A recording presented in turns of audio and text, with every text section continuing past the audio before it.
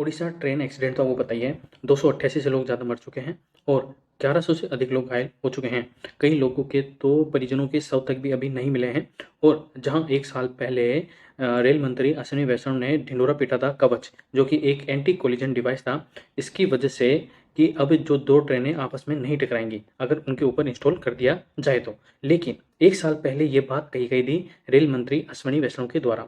तो एक साल था आपके पास, तो एक साल के अंदर यह डिवाइस सभी ट्रेनों के ऊपर क्यों नहीं लगाई गई? तो क्या ये सवाल मोदी सरकार से नहीं पूछना चाहिए? और क्या एक नैतिक जिम्मेदारी लेते हुए मोदी सरकार को या मोदी को रेल मंत्री अश्विनी वैष्णव से इस्तीफा नहीं मांगना चाहिए?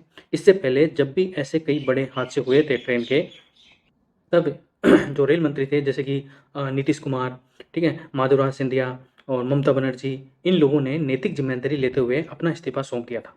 क्या अश्विनी वैष्णव को ऐसा नहीं करना चाहिए?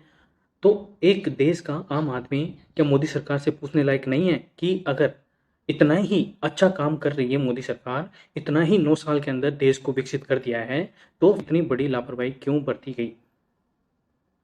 मतलब अपने 9 साल तो ऐसे गिनाए हैं मोदी सरकार ने कि मतलब मानो देश तो 2014 में ही आज़ाद हुआ। तो मतलब गोदी मीडिया ने भी जब प्रधानमंत्री नरेंद्र मोदी वहाँ घटना स्थल पर गए, घायलों से हालचाल पूछा, ये नहीं कि घायल कैसे हैं, कैसे नहीं है, क्या उनकी सुविधा है, क्या नहीं है, ये सब बोला जा रहा है कि घर में बहुत है।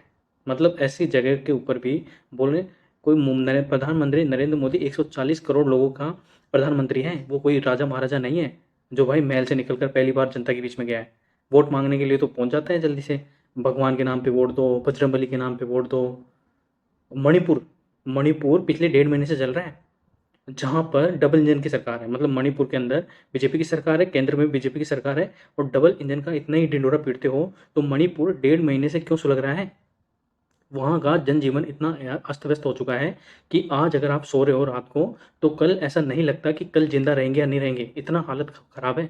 होम मिनिस्टर होम मिनिस्टर कौन है अभी? अमित शाह, जो अपने आप को चाणक्य कहता है और डबल इंजन की सरकार का हमेशा बोलबाला करता है, इतना प्रचार प्रसार करता है। उसके बाद भी मतलब कर्नाटक के अंदर प्रचार प्रसार करने के बाद जब होम मिनिस्टर मणिपुर जाता है, ठीक है, उसके पहले भी हथियारों का जखीरा लूटा जाता है। मतलब इससे ज़्यादा और मतलब इससे ज़्यादा क्या ही बोलूँ मैं? मतलब मेरे पास शब्द नहीं है मोदी सरकार की नाकामी को सिद्ध करने के लिए। मतलब जहाँ-जहाँ मोदी सरकार है, वहाँ-वहाँ पर आपको ऐसी घटनाएँ देखने को मिल जाती है। प्रधानमंत्री नरेंद्र मोदी वंदे भारत एक्सप्रेस का जहाँ 16 डिब्बों की ट्रेन चलाई जानी चाहिए, वो 8-8 डिब्बों की ट्रेन बनाकर हरी झंडी दिखा रहा है। मतलब प्रधानमंत्री नरेंद्र मोदी को बस यही काम रह गया कि हरी झंडी दिखाने का ही, और फिर बोलते 18 घंटे काम करते हैं। तो ऐसा नहीं होना चाहिए, ठीक है? कि मतलब रेल मंत्री को भी काम देना चाहिए। अब रेल मंत्री तो भाई सब घूम रहे हैं इधर-उधर, हैं? कवच, जो कवच है कि एंटी कोलिजन डिवाइस है, इससे ये नहीं होगा, वो नहीं होगा, फिर यहाँ पे इंस्टॉल क्यों नहीं था इन ट्रेनों के ऊपर? सीएजी की रिपोर्ट में साफ-साफ कहा गया है कि ट्रेन की जो पटरियाँ हैं, उनको दुरुस्त की जाए। उसके ऊपर बजट कटौती की गई है, मतलब जितना बजट एलोकेट होना चाहिए, उतना बजट भी एलोकेट नहीं हुआ है ट्रेन की सुरक्षा के लिए। 3 लाख वैकेंसियाँ खाली पड़ी है ट्रेन के अंदर, 3 लाख वैकेंसियाँ। उनको क्यों नहीं भरा गया? अब इतनी वैकेंसी खाली है तो किसी एक इंसान के ऊपर तो बर्डन आएगा ही, और वो अगर एक इंसान के ऊपर बर्डन आएगा तो वो ज़्यादा टाइम तक काम करेगा, ज़्यादा टाइम तक काम करेगा तो उसकी एफिशिएंसी कम हो जाएगी। तो उसके अंदर मैन-मेड यानी कि जो आदमी है, कर्मचारी है, उसकी तरफ से भी तो लापरवाही हो सकती है, उसकी तरफ से भी तो वो भी तो इंसान ही है, रोबोट थोड़ी है। जहाँ पर एक लोको पायलट नियुक्त हैं, वहाँ पर 3 लोको पायलट नियुक्त होने चाहिए ताकि उनका अल्टरनेट तरीके से उनकी ड्यूटी आ सके। अब लेकिन उन 3 की जगह एक ही काम कर रहे हैं, तो 3 का काम एक कैसे कर सकता है? तो मतलब ये सारी चीज़ें मोदी सरकार की नाकामी को दर्शाती हैं। इतने लोगों की हत्या, मतलब इसको हत्या बोल सकते हैं आप। एक तरह से हत्या की गई है मोदी सरकार के द्वारा, इतने लोगों को मतलब कई लोग कहाँ जा रहे थे, कोई किसी का पति, किसी का भाई, किसी की बहन, किसी की माँ, किसी की बेटी, किसी का बेटा। अभी हाल ही में एक वीडियो सामने आया है, एक पिता अपने बेटे का शव ढूंढ रहा है और वो उसको मिल नहीं रहा था। इससे दर्दनाक हालात क्या होंगे? और फिर मुआवजे का ऐलान कर दिया। हालांकि सारी सरकारें ऐसा अमूमन करती है, लेकिन यहाँ पर इससे बचा जा सकता था। मतलब जहाँ लोगों को अपनी लाश, अपने परिजनों के शव तक नहीं मिल रहे हैं, वो उस समय मुआवजे के लिए देख रहे हैं कि मुझे मुआवजा मिल जाए तो मैं अपने परिजनों का शव लिए भी नहीं चल जाऊँ। तो ऐसा तो नहीं हो सकता ना।